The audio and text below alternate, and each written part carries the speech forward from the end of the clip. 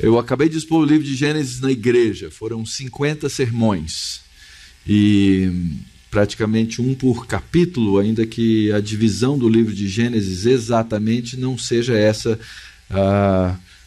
a divisão natural. Vocês sabem que os capítulos e versículos do livro, ou dos livros da Bíblia, eles são posteriores,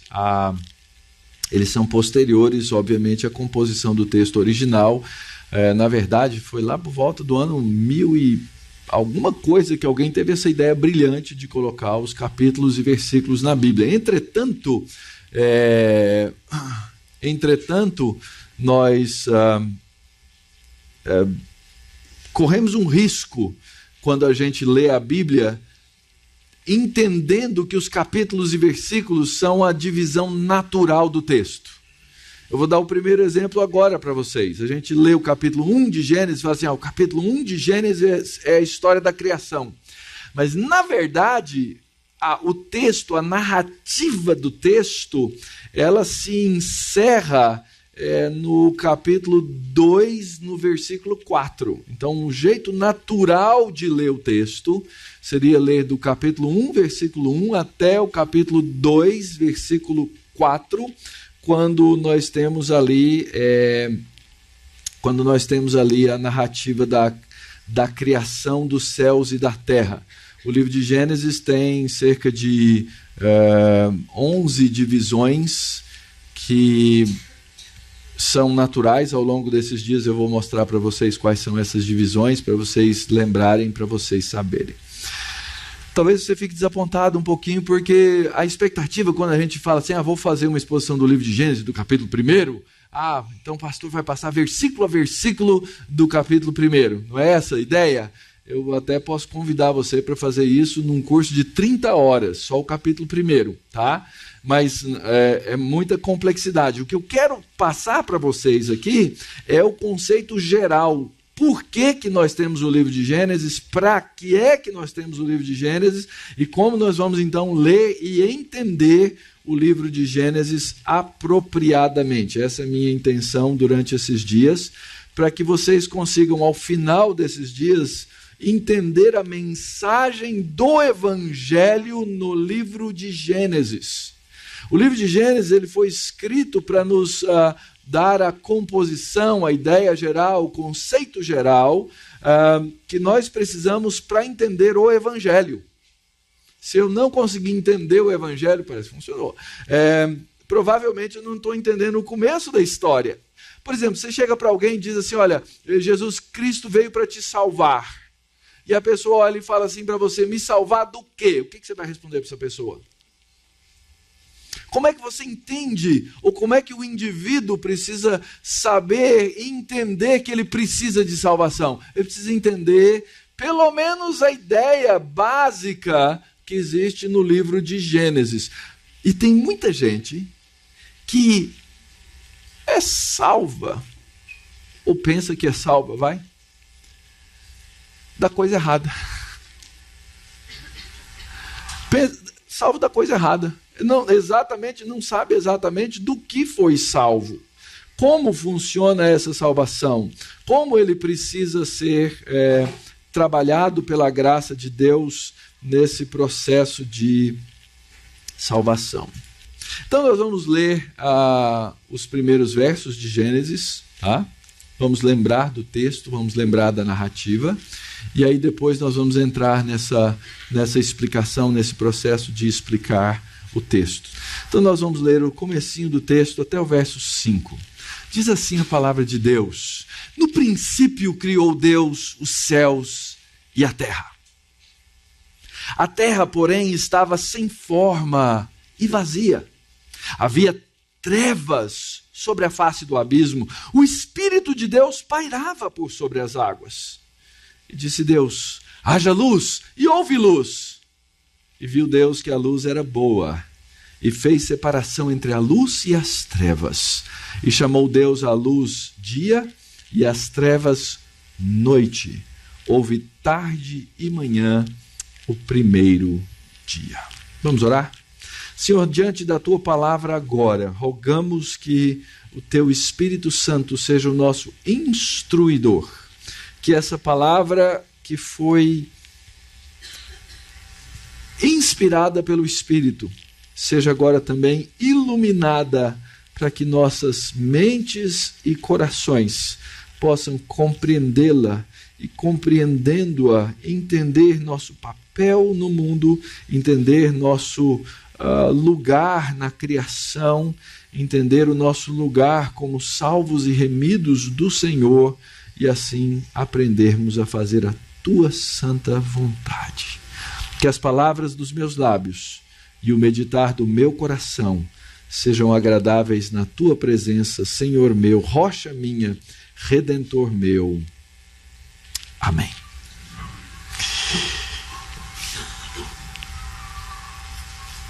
Qual é o tema da Bíblia? Sobre o que é que a Bíblia trata em geral. Ontem eu dei uma palhinha para vocês. Eu falei que a Bíblia tem 4 grandes temas, nós vamos trabalhar agorinha. Segundo, o que é que o relato da criação nos ensina? Para que é que Deus resolveu inspirar e preservar esse relato de milhares e milhares de anos atrás na nossa Bíblia, na Escritura, para que em pleno século XXI, no dia 31 de dezembro de 2017, nós pudéssemos olhar para esse texto, ler esse texto e aprender alguma coisa para nós.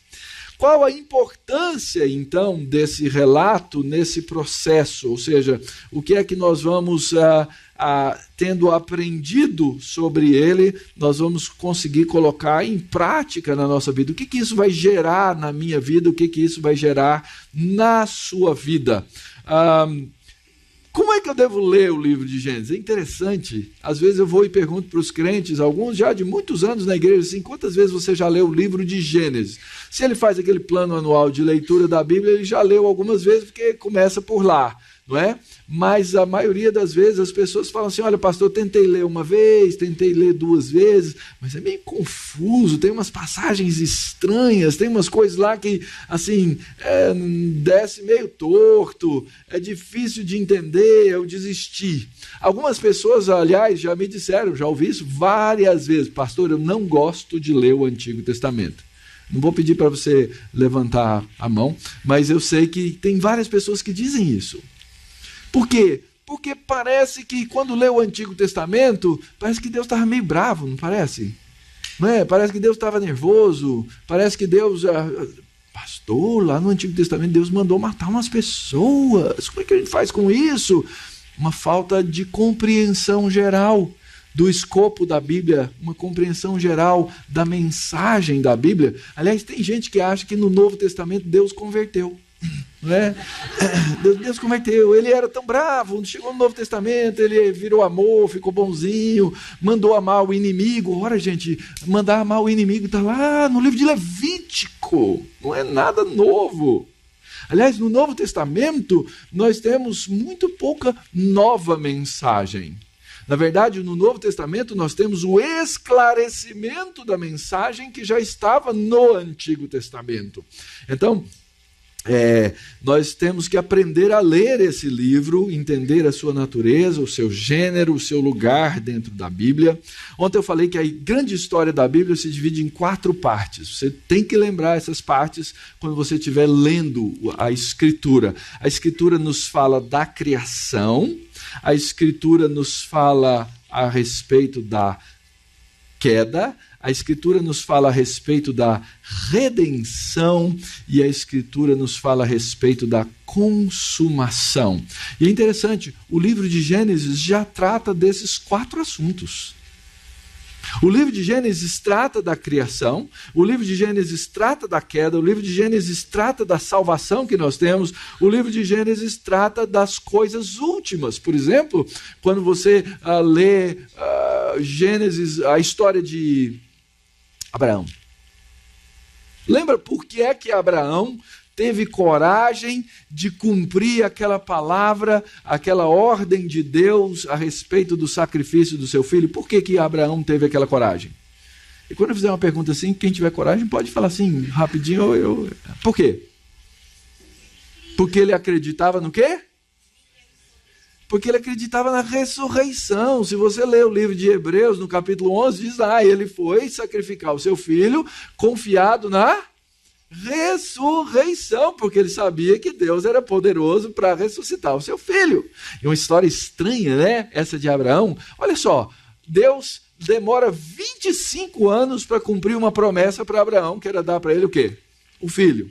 25 anos. Paciência, né, gente? A gente quer resolver tudo em 2018, não é verdade? Então, em 2018 você quer paz, saúde, prosperidade, muito dinheiro no bolso, e tudo isso em 2018. E aí você inclui essas coisas especiais. Em 2018 eu quero um filho, em 2018 eu quero aquela BMW, em 2018 eu quero aquela casa nova, em 2018 eu quero morar no exterior, em 2018 eu quero aprender inglês, você quer fazer tudo em 2018. Mas aquilo que Deus nos dá, às vezes é ao longo de muitos anos. A promessa para Abraão demorou 25 anos. Quando a promessa fez lá os seus 14, 15 anos de idade, Deus virou e falou assim, vai lá nesse morro e sacrifica a promessa. Que pedido esquisito, fala sério. Vai e sacrifica o teu único filho. Deus pediu para Abraão alguma coisa que ele não estava disposto a fazer? Percebe a mensagem do Evangelho na história de Abraão? Deus pediu para Abraão fazer aquilo que ele ia fazer exatamente, e ele não deixou Abraão fazer, mas ele colocou aquilo como uma mensagem, como um sinal, como um apontamento do Evangelho para as nossas vidas. O Evangelho está lá presente. Deus criou, Deus permitiu ao homem, no seu arbítrio, pecar.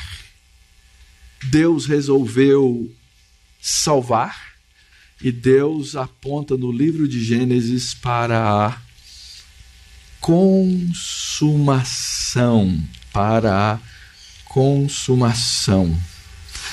Os israelitas esperavam essas coisas.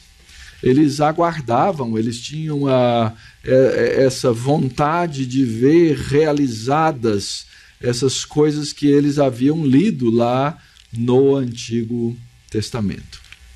Então, a respeito de que é esse grande livro da Bíblia, que é o primeiro livro da Bíblia? No princípio criou Deus os céus e a terra. Em primeiro lugar, é um livro a respeito de Deus. É interessante que o livro não apresenta Deus, né? Não apresenta Deus como um personagem. No primeiro versículo ele começa dizendo, no princípio criou Deus. Ele simplesmente assume que Deus é criador e que ele tem o poder de fazer todas aquelas coisas.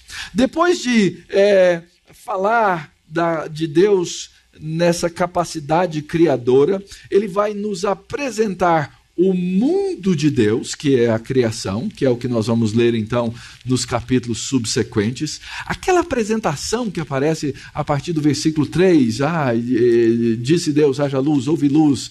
Depois Deus vai separando os elementos, colocando cada coisa no seu devido lugar. Ela nos apresenta a criação de Deus, e aquilo lá tinha uma intenção teológica. Era uma guerra de visões de mundo. Sabe por quê? Porque aquele povo que estava lendo primeira vez aquele livro era o povo que estava saindo da onde? Do Egito. Eles estavam saindo do Egito, e saindo do Egito, lá no Egito eles aprenderam muitas coisas sobre a religião dos egípcios.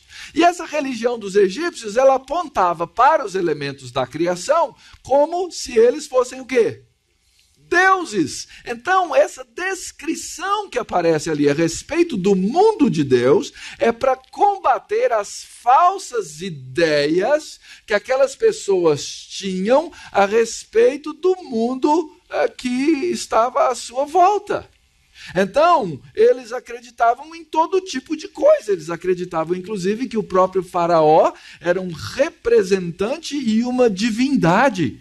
E ele tinha responsabilidades. Deus, quando o povo sai, lembra das 10 pragas do Egito? As 10 pragas do Egito, cada uma é uma paulada num deus egípcio.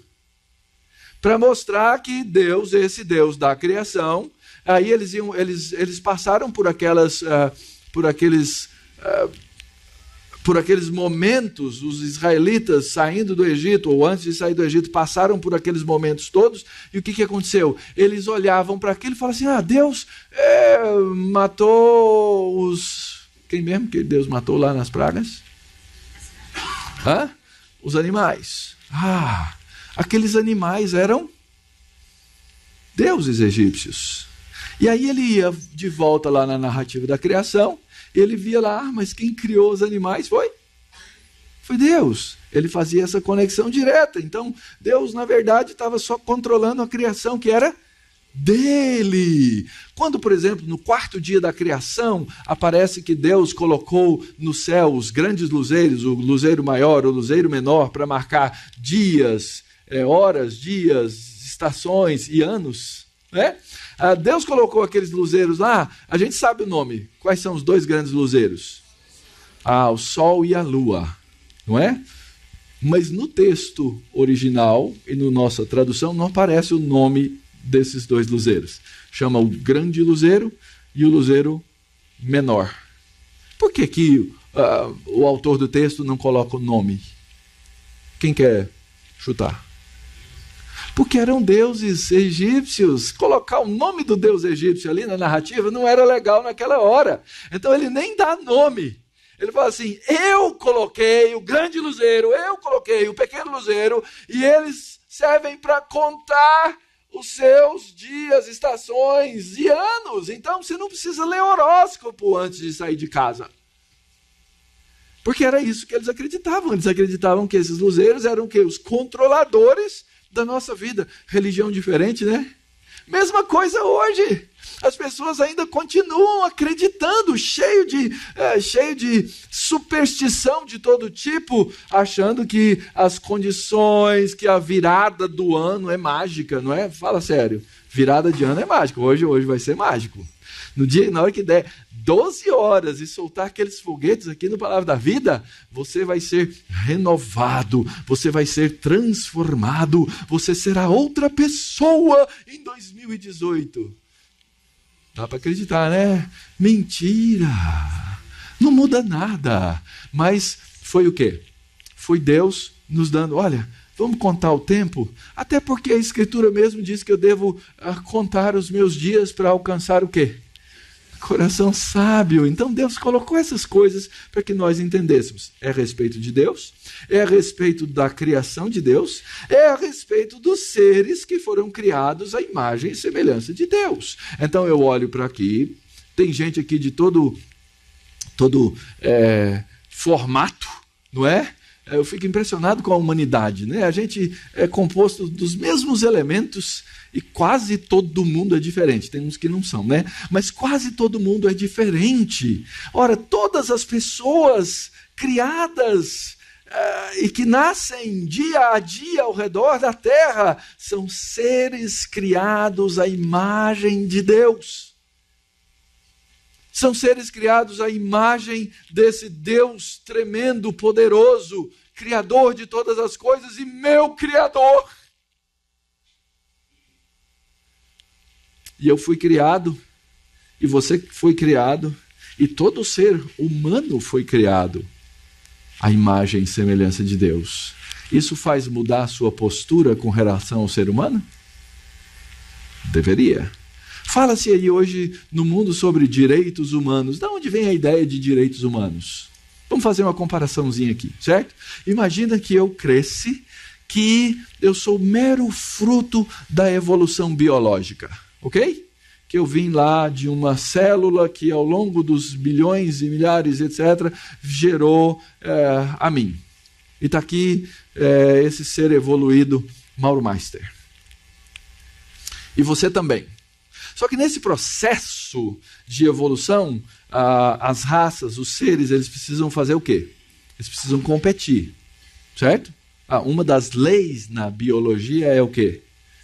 Da evolução. Seleção natural, sobrevivência do mais apto, gente. Não é mais forte, isso está errado, é do mais apto. Se fosse o mais forte, os dinossauros tinham sobrevivido e as lagartixas tinham morrido. Ok? Mas as lagartixas sobreviveram, os dinossauros morreram. É quem tiver mais apto.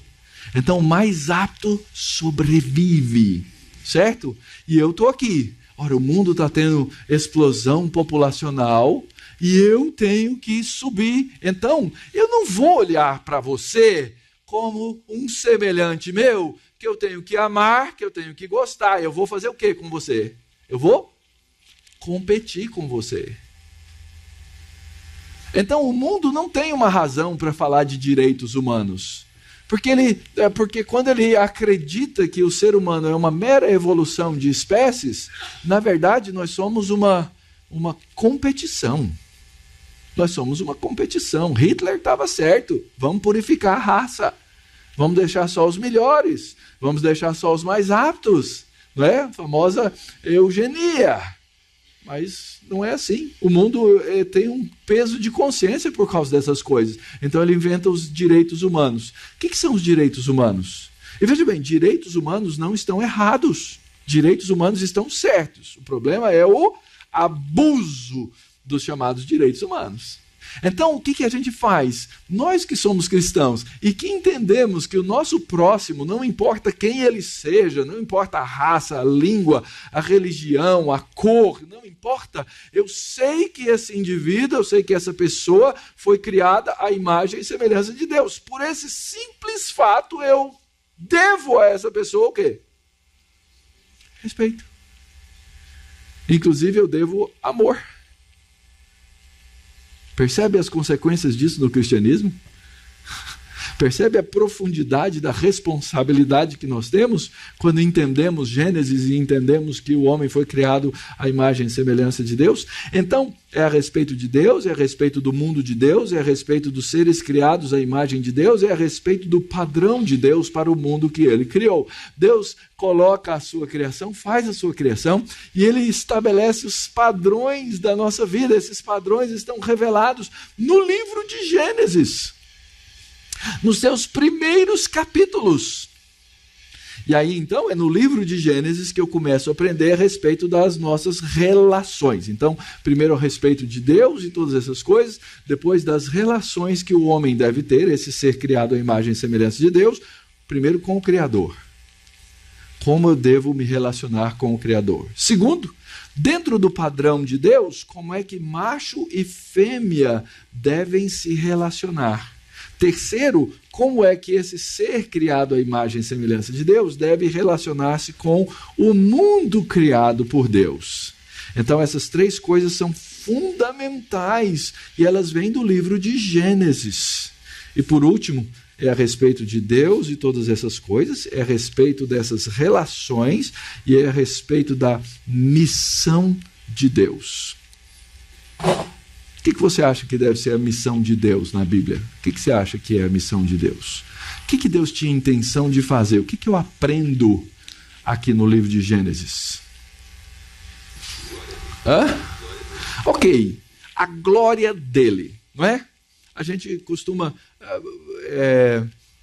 na Igreja Presbiteriana do Brasil, nós temos um catecismo, chama-se o Catecismo.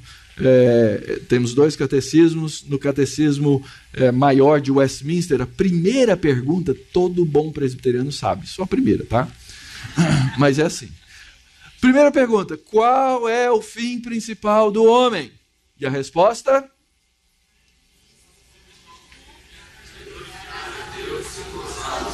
Ok, como é que o ser humano glorifica a Deus?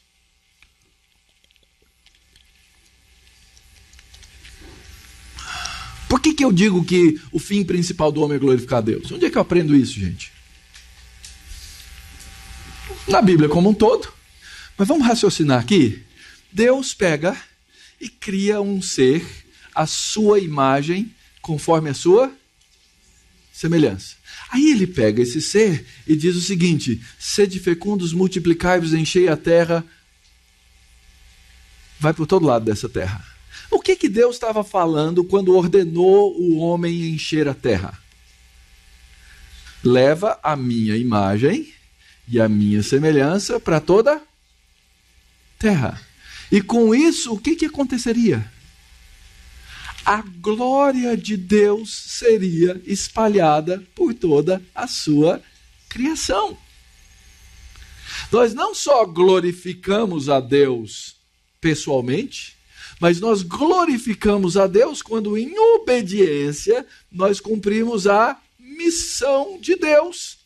A missão de Deus é espalhar a sua imagem na terra. Lembra lá quando o profeta fala assim, que virá um dia quando a glória de Deus há de o mundo inundar, não é? Ela vai ser espelhada, a gente canta isso no hino, os intentos de Deus, não é? Quando a glória de Deus vai cobrir a terra, como as águas cobrem o mar. Como é que isso acontece?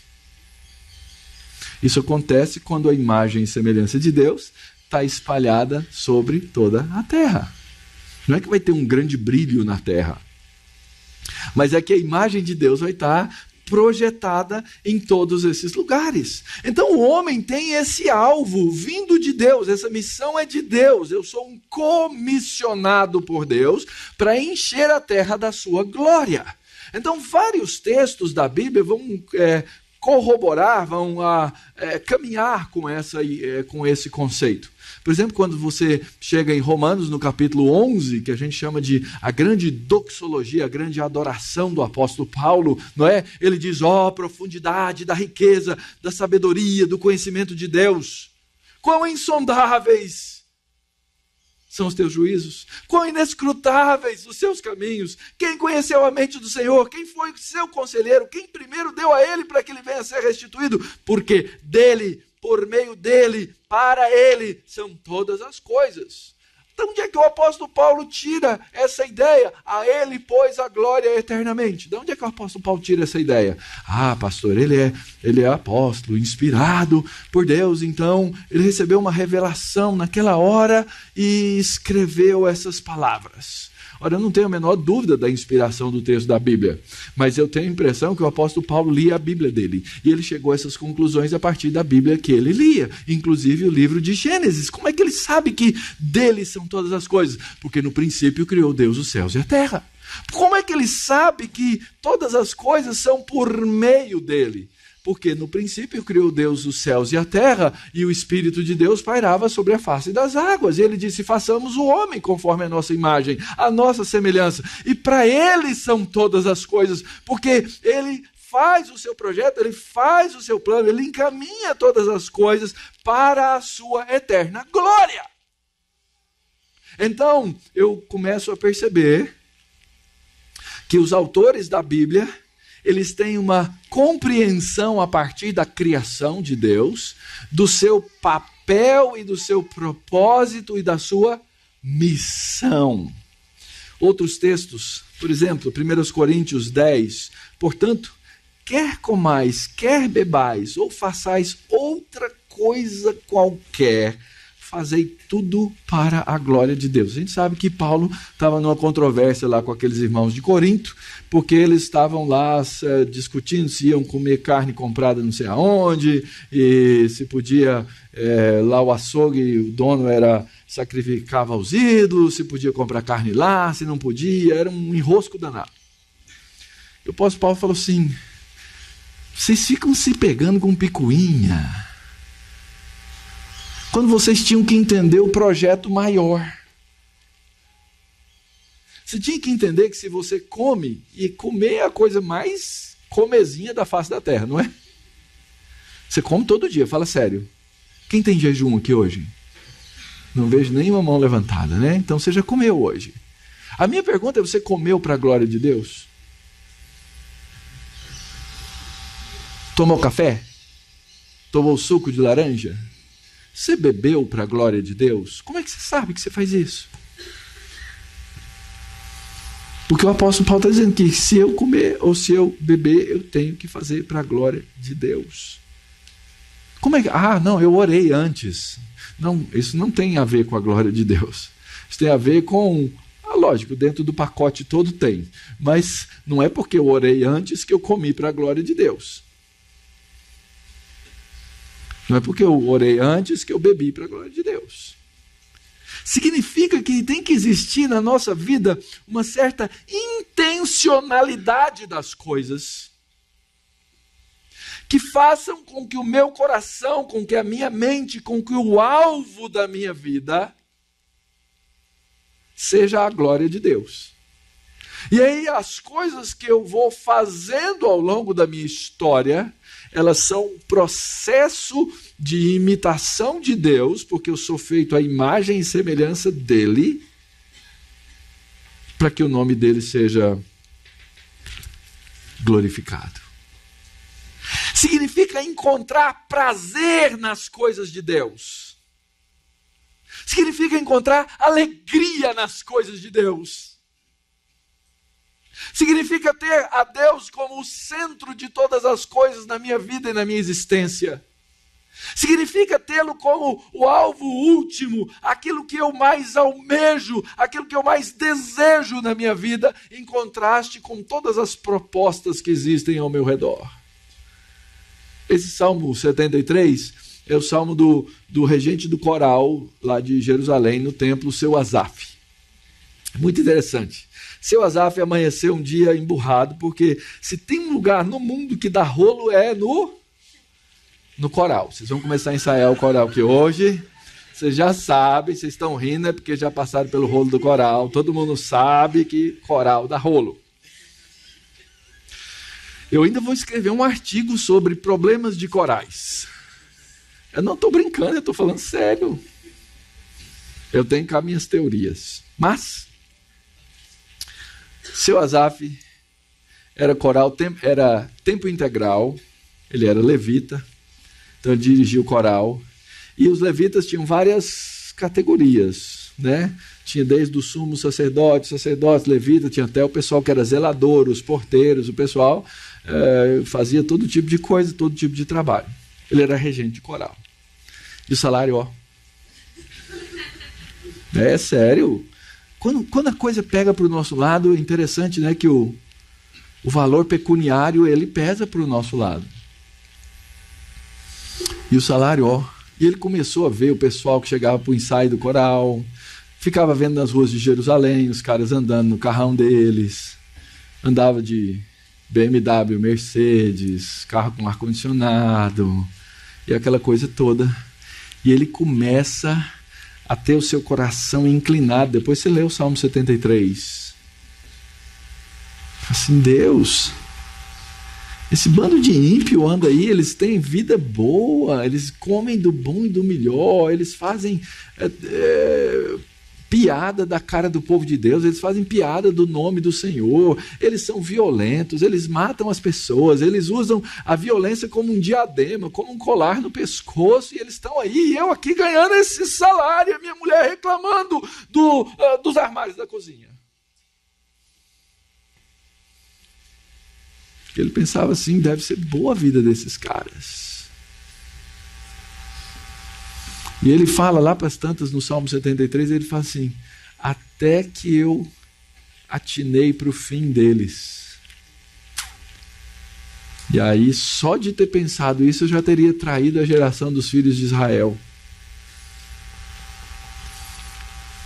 E aí ele percebe o papel dele no mundo, verso 25 do Salmo 73. Quem mais tem eu no céu? Não há outro em quem eu tenha prazer na terra. Ainda que a minha carne e o meu coração desfaleçam, Deus é a fortaleza do meu coração. Ele é a minha herança. Eu não preciso invejar a herança de ninguém, porque Ele é a minha herança. E aí ele aquietou o coração dele. Porque ele redescobriu o seu próprio papel.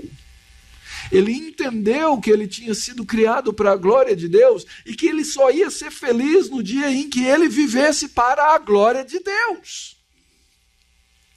O próprio Senhor diz no livro do profeta Isaías, direi ao norte, entrega, ao sul, não retenhas, trazei meus filhos de longe, minhas filhas das extremidades da terra. Lembra? Deus tinha dito o quê? Eu vou encher a terra com a minha glória. Só que quando o povo de Deus foi tão desobediente, e Deus havia formado para si um povo, o que ele fez? Ele mandou esse povo para o cativeiro, ele espalhou a glória dele na marra. mas aquilo não era o jeito que ele queria que as coisas fossem feitas. Aquilo foi uma disciplina de Deus. Então ele diz agora que ele vai trazer os seus filhos de volta. E ele diz assim no verso 7, a todos os que são chamados pelo meu nome e os que eu criei para a minha glória e que eu formei e que eu fiz. Deus criou o homem à sua imagem conforme a sua semelhança para a sua própria glória. É isso que Deus faz. No dia que você descobrir que Deus não criou você para ser próspero, que Deus não criou você para ser magro ou gordo, que Deus não criou você para ser rico ou pobre, que Deus não criou você para XYZ, mas que Deus criou em primeiro lugar para a glória, e você aprender a viver para a glória de Deus, você vai fazer uma descoberta fenomenal na sua vida. Você vai descobrir o seu papel no mundo. E quando você descobre o seu papel no mundo de Deus, você tem plenitude de alegria no coração. Não importa se você é gordo ou magro, rico ou pobre, não importa. Não importa. Porque é importante entender isso, porque a gente ouve cada mensagem esdrúxula sendo falada em nome do Evangelho, em nome da Bíblia por aí, no meio dos chamados evangélicos no gospel do Brasil, que me deixam envergonhadas, porque elas envergonham a Bíblia. Então, é uma descoberta do nosso papel no mundo de Deus. O que a gente aprende sobre Deus nesse texto? Primeiro, a gente aprende sobre o caráter dele. Ele é extremamente bondoso e providente. Essa é uma das grandes mensagens que aparece no primeiro capítulo de Gênesis. Você vê que Deus não vai criando as coisas e deixando-as no vácuo. Não, ele cria uma coisa com um propósito para que a próxima coisa seja criada. O planejamento de Deus é perfeito. Agora, é interessante que o que marca o plano de Deus é a sua bondade. Esse Deus que ama a sua criação. Eu não sei se você já leu, qual o versículo mais conhecido da Bíblia? O que diz João 3,16? Tá bom, só até aí. Deus amou o quê? Ok. Ele amou, sabe qual é a palavra que aparece ali? Cosmos. Deus amou a sua criação. Essa criação, obviamente, envolve aqueles que foram criados à imagem e semelhança, então ele envia o seu filho para que eles possam ser salvos por ele. Mas ele ama a sua criação como um todo. Tanto é que a gente fala de céu, hoje à noite, na virada, a gente vai falar qual a nossa esperança do céu, e de fato, né, enquanto estamos aqui, a nossa esperança é do céu. Mas existe, lembra que eu falei de consumação? O nosso destino final não é o céu. Não é o céu. A gente sonha com o céu, a gente almeja o céu, mas o nosso destino final é a nova terra. Leia a sua Bíblia. O nosso destino final é a nova terra. Deus vai pegar e vai refazer os elementos e vai nos colocar para viver aqui nessa nova criação dele, e nós vamos desenvolver as coisas que ele nos ordenar fazer. Porque Deus ama a sua criação como um todo. Nós descobrimos logo no primeiro capítulo que Deus tem uma pluralidade. No versículo 1, no princípio criou Deus, Elohim. No versículo 2 diz assim, e o Espírito de Deus, Ruach Elohim. Então eu tenho um Espírito de Deus. Quando eu chego lá no versículo 27, o texto diz assim, façamos o homem. Quem façamos? Quem está batendo papo ali? Quem está trabalhando nesse conselho? E a gente vai descobrir, lendo a Escritura como um todo, e ler a Escritura como um todo, que no princípio era o Verbo, e o Verbo estava com Deus, e o Verbo era Deus pela sua palavra criou todas as coisas. Nós temos o conselho trinitário, Deus Pai, Filho e Espírito Santo presente nesse primeiro capítulo da Bíblia, trazendo esse conselho divino e dizendo: façamos o homem à nossa imagem conforme a nossa semelhança. Então, quando a gente lê Gênesis capítulo 1, nós conhecemos o caráter de Deus. E é interessante, queridos, conhecer o caráter de Deus é fundamental para que eu viva uma vida aqui equilibrada. Sabe por quê? Hoje, dia 31, eu vou completar 28 anos de ministério pastoral. Por volta das 11 horas da noite eu fui ordenado pastor. Posso dizer que eu tenho uma vida boa. Tenho sim, claro. Bons filhos, excelente esposa, lembra? Esposa acima dos filhos. Tem uma revolta em casa, assim, não é?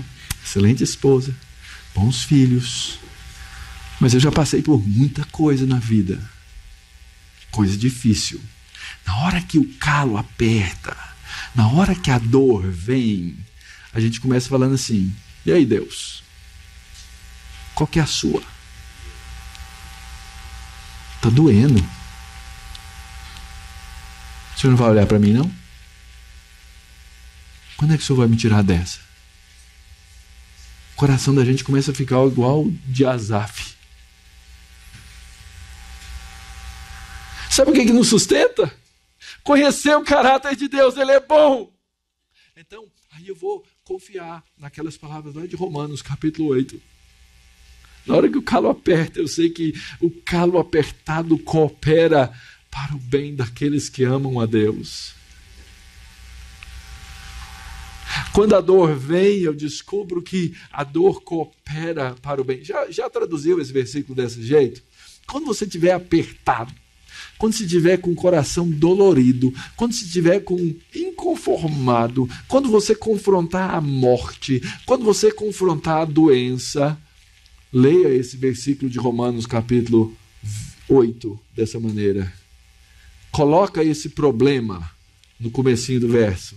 Tira todas as coisas e coloca essa coisa. E você vai aprender a confiar no caráter de Deus. Sabe por que isso é importante? Porque se eu não confio no caráter da bondade de Deus, eu sou como um órfão no mundo. Eu não tenho chão, eu não tenho teto, eu não tenho raiz, eu não tenho fundamento. Não aceitar e assimilar a soberana vontade de Deus é viver no mundo sem nada. Sei, família é importante, não é? Eu acho muito legal família. A gente tirou uma foto de família lá no Natal em casa, bem legal, assim. Minha mãe e os 4 filhos, depois as noras, depois os filhos, depois os netos, né, com as esposas, depois os bisnetos. Então, de um casal, surgiram aí mais de 30. É muito legal. Mas família morre.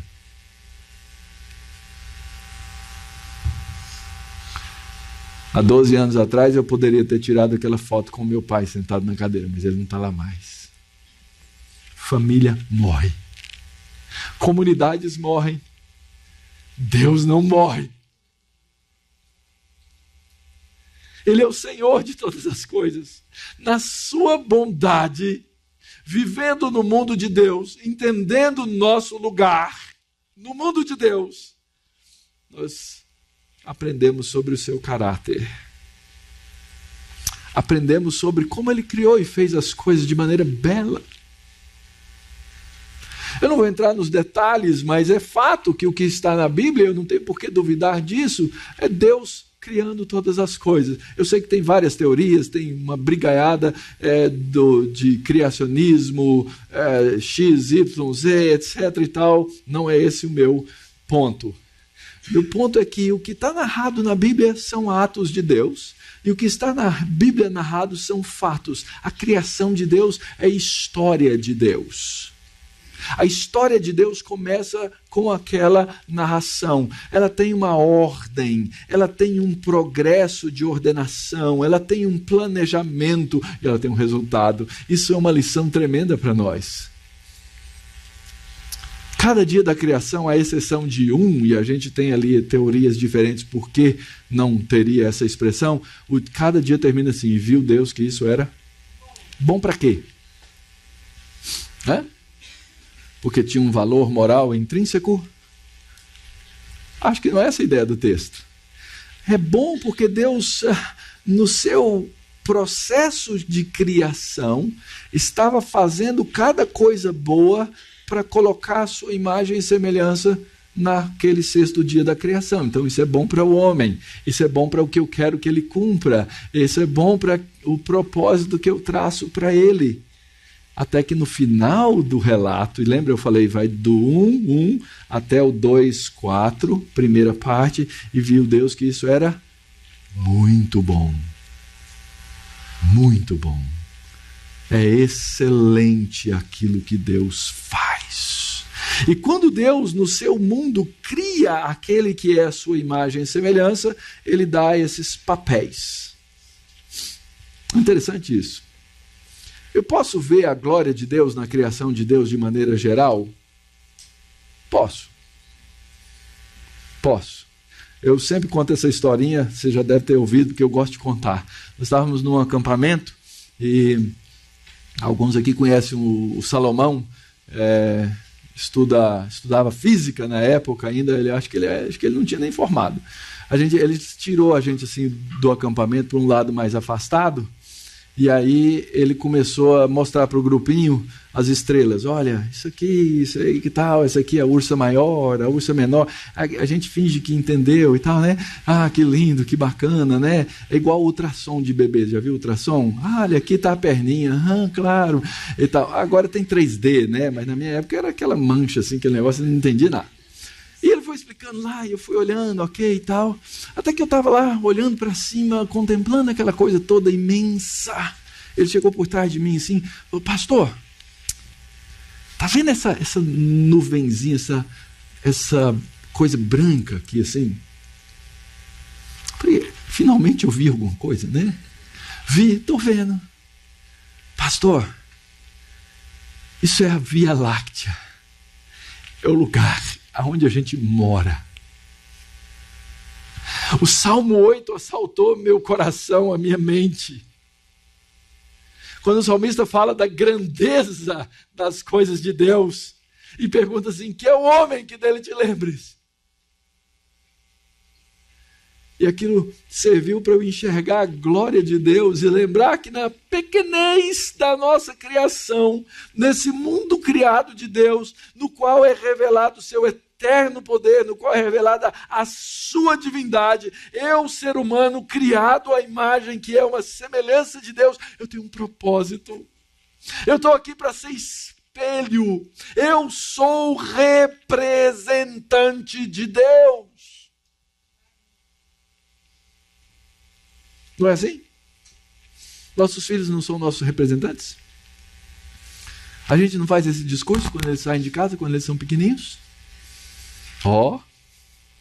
Você vai na casa do fulano, você? O que a gente fala? Se comporte. Os nossos filhos, quando eles saem de casa, eles nos representam, não é isso? Eles são o nosso espelho. Quem olha e fala assim, que menino mal educado. Por quê? Porque quem tem a obrigação de dar educação sou eu. E eu, quando vou deixar eles saírem de casa, falo, faz assim, faz assim. Se comporta. Não faz isso. Faz aquilo. E assim, então, Deus nos criou para ser seu espelho. Deus nos criou para representá-lo. Deus nos deu uma condição de domínio, de sujeição. Já leram aquele verso com atenção? Sede fecundos, multiplicai-vos, enchei a terra, dominai, sujeitai. Esses verbos estão em que modo? É ordem de Deus. Deus estava dizendo assim, vai me representar na terra. Você e os seus filhos. E aí nós aprendemos então que devemos relacionalmente amar a esse Deus,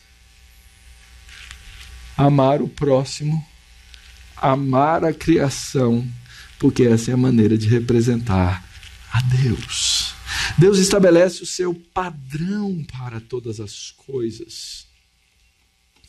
Sem a narrativa da criação, a gente fica sem saber como Deus faz e a razão pela qual Ele faz as coisas. É a narrativa da criação que me dá a estrutura para que eu possa trabalhar, para que eu possa desenvolver, para que eu possa entender a criação de Deus e fazê-la mostrar a própria glória de Deus. É na criação que eu encontro padrão. De novo, volto ao quarto dia, quando Deus colocou o luzeiro maior e o luzeiro menor. Ele falou assim, e Deus colocou esses luzeiros para marcar os dias, os anos, as estações. É padrão de Deus, é contagem de Deus, é baseado na narrativa da criação que os mandamentos vão nos ensinar a guardar um dia para a glória de Deus. Teve um ano que eu expus aqui os 10 mandamentos. Algumas pessoas não gostaram, mas tudo bem. Sabe por quê? Que dia é hoje da semana? Domingo, não é? O que significa a palavra domingo? É o dia do Senhor. Esse dia faz diferença para você, querido? A teoria que a gente tem da maioria das pessoas é assim, todo dia é dia do Senhor. Não é? E é mesmo, né? Todo dia eu tenho que adorar a Deus. Então não existe nenhum dia diferente. Interessante que a Bíblia marca isso no Antigo Testamento, no Novo Testamento. Tem que haver um dia de adoração a Deus.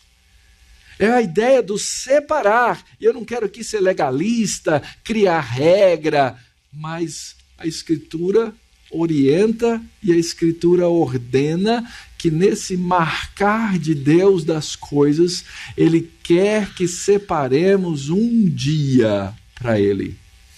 Lá na minha igreja, uma catedral, gente, já tem uns 70 e poucos membros. Os crentes vão viajar de férias. É uma brincadeira, mas sabe aquela brincadeira séria? Eu digo para eles, irmãos, eu quero ver a sua foto com o boletim da igreja mostrando a data. Porque não tem férias do dia do Senhor. Esse dia aqui hoje para mim é especial. É um dia de dedicação especial para aprender a amar o meu amado.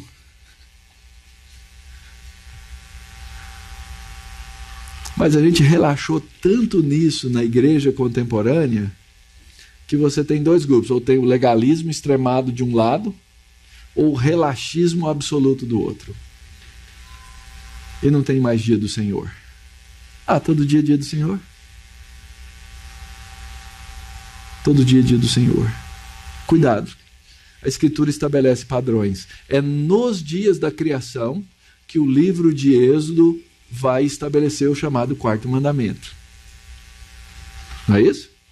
Padrão de Deus. Então, quando a gente conhece a narrativa da criação, a gente entende inclusive os padrões da própria lei de Deus e o padrão das relações que devemos desenvolver dentro dessa criação do Senhor. Quando Deus nos cria a sua imagem conforme a sua semelhança, Ele faz o quê? Ele nos permite ter com Ele o quê? Comunhão. A gente vive num tempo de absurdos e abusos. Toda a paganização da sociedade comete coisas absurdas. Então tem casais que dizem assim, não, eu não tenho filhos, mas eu tenho um gato. Eu não tenho filho, mas eu tenho um bacê. Quem tem bacê aí, levanta a mão. Cuidado, gente. Deus nos ordenou ter comunhão. E Deus não tem comunhão com gatos. Deus não tem comunhão com cachorro. Deus não tem comunhão com os bichinhos, ainda que eles sejam lindos e bonitinhos. Eu amo os bichinhos na casa dos outros. Não é, Nina? Nina vai ganhar um gato, gente. Vai ser o presente de casamento dela.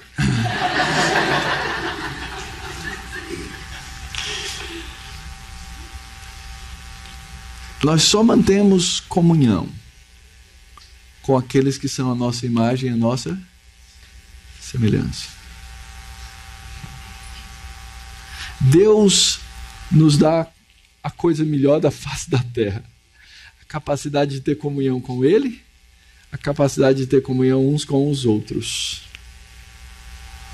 Ele nos dá bênção, mandato e empoderamento. Eu já citei o texto de 1:28. Deus os abençoou e disse. Primeira coisa, eu tenho que explicar sempre isso. O que é Deus abençoar? Veja bem, se eu chego aqui para você e falo assim, Deus te abençoe. Pega na minha mão, vai. Deus te abençoe, irmão. É um desejo que eu tenho para você. Só que a minha palavra não tem absolutamente nenhuma capacidade de fato abençoar você, exceto o sentimento que você pode ler de eu desejar te abençoar. Agora, se você chegasse para mim e falasse assim, pastor, estou morrendo de fome, e eu chegasse assim para você, meu irmão, vai, você tem que interagir aqui. Deus te abençoe, eu te abençoei na sua fome. Não, você continua com fome. Para eu te abençoar, eu tenho que fazer o quê? Te dar comida. E aí todas as implicações. Pelo porte deve comer bem. Vai dar problema. Vai dar problema. Eu vou ter que, para abençoar, eu vou ter que tirar da minha comida para você. Eu tenho que pôr a mão no meu bolso. A última coisa a ser convertida no corpo do ser humano. Quando Deus fala, a mera palavra de Deus abençoa. Então, quando Deus disse assim, Deus os abençoou e disse, Deus estava abençoando de duas maneiras. Dando a ordem, sede fecundos. Ao mesmo tempo em que Ele manda ser fecundo, Ele empodera para ser fecundo. Ele dá fecundidade. Sede fecundos. Ao mesmo tempo em que Ele ordena multiplicar, Ele dá o poder para multiplicar. Ao mesmo tempo em que Ele manda dominar, Ele dá a capacidade de domínio. Ao mesmo tempo em que Ele manda sujeitar, Ele dá a capacidade de sujeição. A bênção de Deus é assim. Ela vem pela palavra dEle, e o homem então recebe ordem e capacidade de cumprir a palavra de Deus. Então, nesses imperativos implícitos, domínio, sujeição, usufruto, estão o padrão da imagem de Deus. O homem recebe domínio, ele se torna como que um gerente no jardim do Éden. Ele tem poder no jardim, ele tem capacidade de espalhar o jardim, ele tem usufruto daquilo que Deus ordenou que ele guardasse. Já deu 1 hora? Gente, eu falo demais, meu Deus. Ele deu usufruto ao homem dessas coisas todas. Deus, na sua bondade, faz isso. E Ele faz isso para quê? Para que nós tenhamos a capacidade, a condição de desenvolver, nesse fazer de todas essas coisas, os nossos relacionamentos. O relacionamento com o Criador, o relacionamento com a criação, o mundo à nossa volta. Por que a gente tem coisas e problemas e destruição e etc e tal? Porque a gente não sabe se relacionar com o Criador, porque a gente não sabe se relacionar com a própria criação, e porque nós temos dificuldade de relação entre nós mesmos. Boa parte de vocês aqui é casado. Quem ainda aqui, quem está noivo, levanta a mão. Vamos descobrir aí. Quem sabe seu pai descobre agora. Só um lá, né? Eu não sabia. Tá, então, pronto. Não é só para você, tá? É para todo mundo, mas eu vou personalizar a coisa, tá? Você está noivo da moça, Juliana está lá, ela nem está ouvindo, depois você passa a gravação para ela. E vocês estão casando na busca de realização. Ou vão se casar na busca de realização. Já vai fazer o convite aí para todo mundo? Que dia é? Na busca, ninguém casa para quê? Ninguém. Ainda que eu diga em todo casamento, cerimônia de casamento, que eu faço, olha, se você está casando para ser feliz, cai fora antes. Se você está casando para fazer o outro feliz, vai fundo, porque esse é o projeto de Deus. Se você se casa para você ser feliz, você está errado nos votos. Se você casa para fazer o outro feliz, você está acertando nos votos. É isso que a Escritura ensina, essa é a orientação da Escritura a respeito de casamento. Então nós nos casamos para isso. Mas é lógico, eu quero viver bem com a minha esposa. Agora, dos que estão casados aqui, como forma de testemunho para o irmão que vai se casar e incentivo, ok? Você que nunca brigou com a sua esposa ou com o seu cônjuge, levante a mão.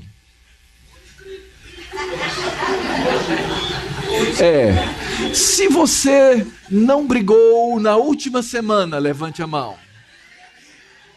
Opa, tem uma mão levantada lá. Opa!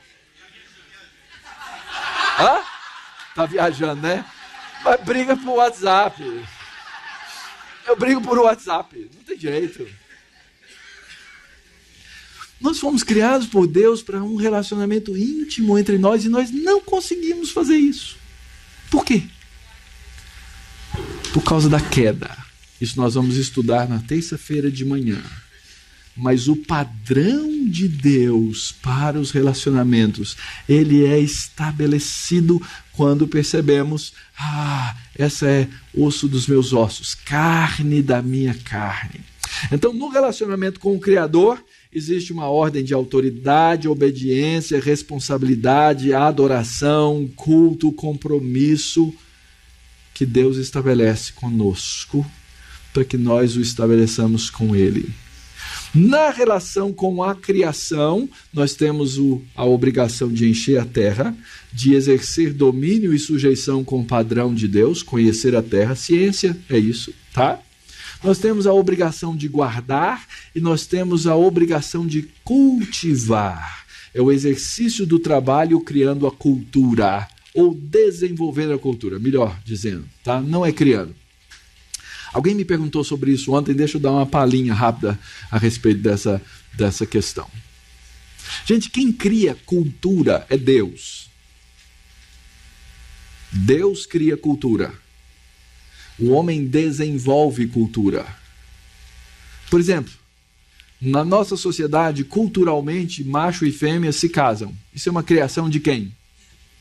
É uma criação de Deus, que está sendo destruída na cultura moderna globalizada. Casamento está sendo desprezado, já vem décadas, né? Sexo livre, não sei o que, blá, blá, blá, e agora toda essa questão do homossexualismo se desenvolvendo. Isso é um desenvolvimento perverso de algo criado por Deus.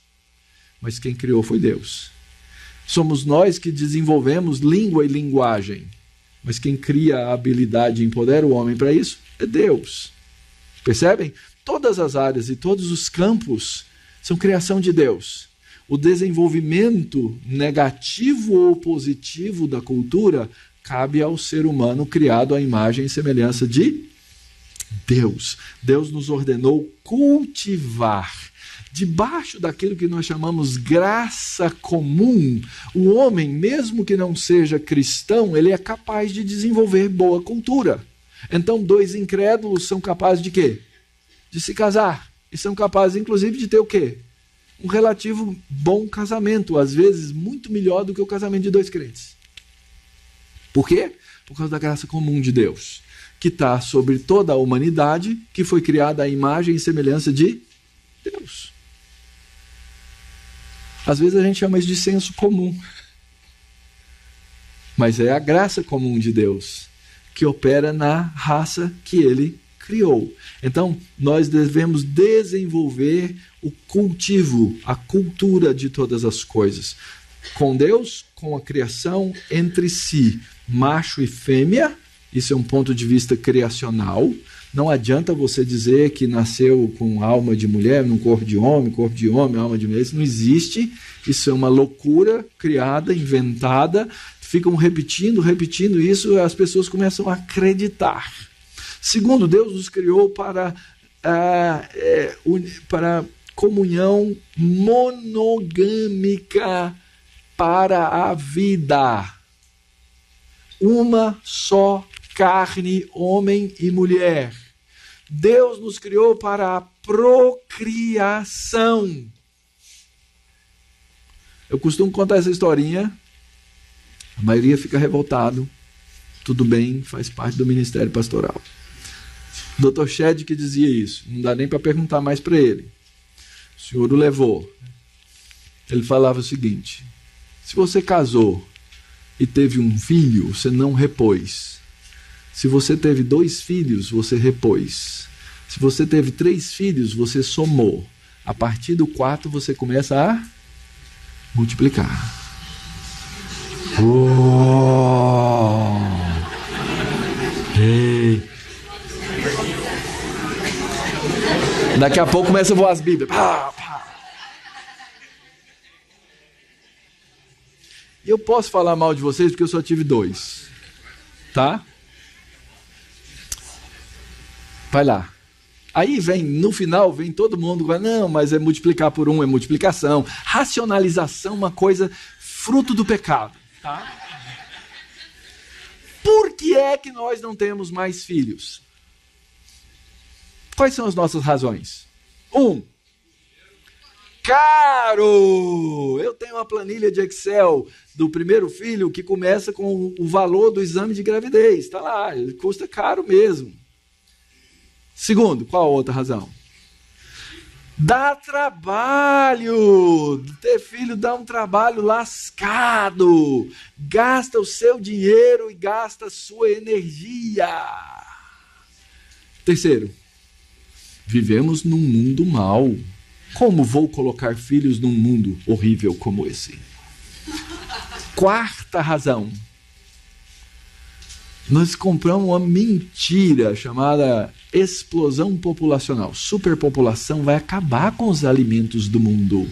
E nós vamos ver as pessoas passarem fome. E eu gosto das minhas gordurinhas. Então, não vou. Nós secularizamos as razões para não termos filhos. Sabe o que vai acontecer? O que vai acontecer é que em 2017, a previsão é 2050, alguém faça a conta aí, em quantos anos? O cristianismo será uma população minoritária no mundo. Nós vamos ser minoria. Ah, mas a gente pode resolver isso pela evangelização. Gente, é mais fácil ter filho. Lógico que nós temos que evangelizar. Os eleitos de Deus estão espalhados no mundo. A gente tem. Mas quem sabe os eleitos de Deus estão aí no seu sêmen. Mas a gente não quer ter os filhos. São nossas decisões secularizadas. Porque nós temos essa ideia, esse conceito de que eu tenho que viver no bom conforto do mundo. Eu não estou dizendo que eu não dou graças a Deus por ter nascido. Eu gosto de tecnologia, eu gosto de ar-condicionado. Deus, como é bom o ar-condicionado, não é? Eu gosto de Netflix, eu gosto dessas coisas todas. Mas são todas as coisas que tomam o lugar da ordem de Deus, da procriação. Nós não queremos ter filhos mais. Nós não queremos mais encher a terra. Nós não queremos mais cumprir o nosso papel. E quando nós fazemos isso, nós invertemos os projetos de Deus. Estou terminando, prometo. Então, na narrativa da criação, Deus cria o homem à sua imagem, Deus o faz conforme a sua semelhança. Homem e mulher são imagem e semelhança de Deus. Deus os abençoa. Deixa eu falar um pouquinho aqui de novo sobre bênção, não vou pegar no seu pé agora, tá? Vamos desenvolver aqui um bom relacionamento. O que é ser abençoado por Deus? Qual o conceito da Bíblia de ser abençoado? Ser abençoado por Deus é ter o shalom de Deus, é ter a paz de Deus, é poder descansar a cabeça no travesseiro à noite e falar com Deus e dizer assim: Deus, obrigado porque o Senhor é bom, obrigado porque todas as coisas cooperam para o bem daqueles que amam a Deus, obrigado pelas coisas que o Senhor me deu, obrigado porque eu chutei o pé da mesa hoje, doeu pra caramba, não é? É agradecer a Deus por todas as coisas e ter paz e saber assim, eu não estou devendo nada para Ele. Porque se você for deitar devendo para Deus, é pior do que dever para filho. Quem tem filho aqui sabe, já deveu 10 reais para seu filho, é quase a porta do inferno, né? É pior do que dever para pobre, tá? E é pior do que dever para a Receita Federal. São coisas que não te dão paz. Mas dever para Deus é não ter o shalom de Deus, é não ter a paz de Deus, é não estar cumprindo o seu papel. Quando Deus abençoa, diz: vai, cumpre esse papel, filho. Lembra da bênção arônica? Que o Senhor te abençoe e te guarde, que o Senhor faça resplandecer o rosto sobre ti, que o Senhor tenha misericórdia de ti. Sabe o que aquele texto significa? Significa que Deus está lá de cima, olhando assim, ó, e quando Ele olha para você, Ele tem um sorriso nos lábios. Isso é Deus ter o rosto. Outros textos da Bíblia dizem assim que Deus virou o rosto do seu povo. Ah, que coisa terrível! Quando Deus vira o rosto do seu povo, esse povo perde o shalom, perde o propósito, perde o alvo. Missão de Deus, queridos, é a proposta de Deus desde o início, de trazer glória ao seu próprio nome. Ele precisa disso, Ele quer, Ele é Deus. O propósito final da criação de Deus como um todo é glorificar o nome do próprio Senhor. Como é que a gente faz isso? A gente faz isso crendo na palavra dele. Isso funcionava no Jardim do Éden. Deixa eu explicar para vocês. A gente às vezes acha que o elemento fé é um negócio depois da queda. Ah, depois o homem precisa de fé para ser salvo. Não é, mas não é só isso. Lá no Jardim do Éden, o homem precisava o quê? Crer em Deus. Ele via Deus, ele conversava com Deus e ele ouvia a Deus. Deus disse: olha, dessa árvore você come, das outras também. Dessa aqui você não come. No dia que você comer, você vai... O que o homem fez? Ele falou assim: duvido. Ele não exercitou o quê? Fé. O homem foi chamado para exercer fé. E exercer a fé significa viver em obediência a Deus. Então, quando é que eu tenho shalom? Eu tenho shalom quando eu não vivo para mim mesmo. Eu tenho shalom quando eu vivo para Deus. Paulo em Romanos 14. Porque nenhum de nós vive para si mesmo, nem morre para si mesmo. Porque se vivemos para o Senhor, vivemos. Se morremos, para o Senhor, morremos. Quer pois vivamos ou morramos, somos do Senhor. Se você entende que você é dele, você aprende a viver para ele, você aprende a viver por ele. Isso faz toda a diferença.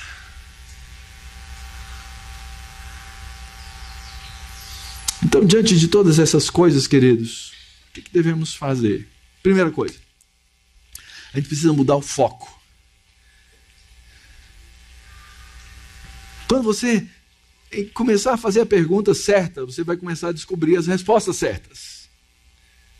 Quando você começar a entender por quê, para que eu estou aqui, e você começar a entender que a resposta é para a glória de Deus, você vai começar a agir em fé e obediência para a glória de Deus.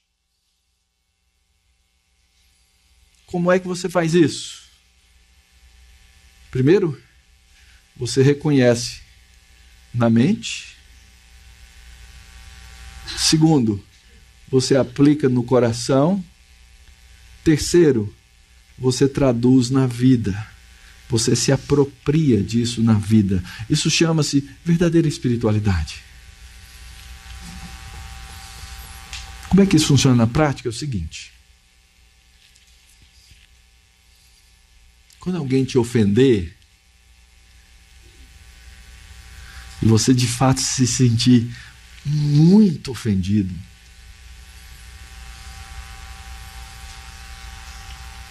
e por causa do seu pecado, você vai pensar a primeira coisa na sua mente, no seu coração, ou vem do coração para a mente, aí já não sei quem vem primeiro.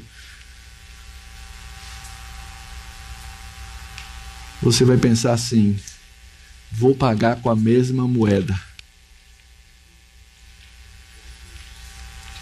E correções monetárias. Aí você vai lembrar da palavra de Deus, que diz assim: não paguem o mal com o mal. Quando surgir uma oportunidade de negócio que vai ajudar você a pagar aquelas dívidas terríveis que você veio acumulando ao longo de 2017, e aquela oportunidade de negócio, tudo que precisa para concretizar aquele negócio, você vai ter um lucrinho legal, até o lucro é jóia, é bom, é honesto. Tudo que você precisa fazer é só uma mentirinha no meio do caminho. É só um enganozinho no processo.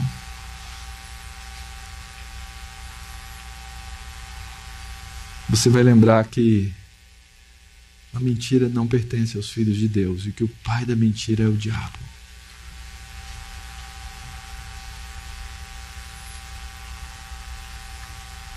Você vai continuar com a dívida e vai glorificar o nome de Deus.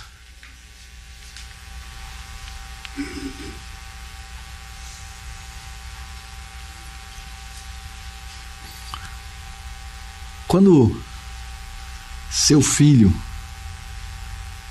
se comportar mal publicamente e aparecer aquela raiva no coração que aparece, gente, eu já ensinei tudo para esses meninos, por que eles vêm fazer isso no meio do PV, no salão do almoço?